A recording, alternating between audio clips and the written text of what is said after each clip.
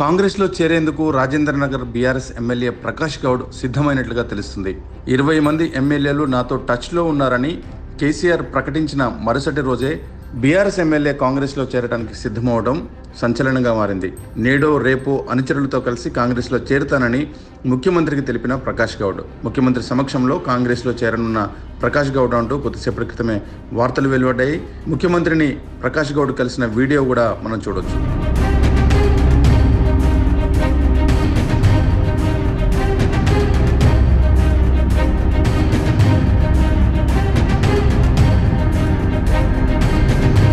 కాంగ్రెస్లో చేరేందుకు Rajendranagar BRS MLA Prakash Goud సిద్ధమైనట్లుగా తెలుస్తుంది. 20 మంది ఎమ్మెల్యేలు నాతో టచ్లో ఉన్నారని కేసీఆర్ ప్రకటించిన మరుసటి రోజే బీఆర్ఎస్ ఎమ్మెల్యే కాంగ్రెస్లో చేరడానికి సిద్ధమవడం సంచలనంగా మారింది.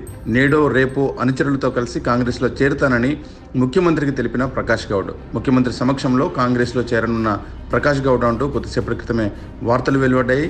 ముఖ్యమంత్రిని ప్రకాష్ గౌడ్ కలిసిన వీడియో కూడా మనం చూడొచ్చు.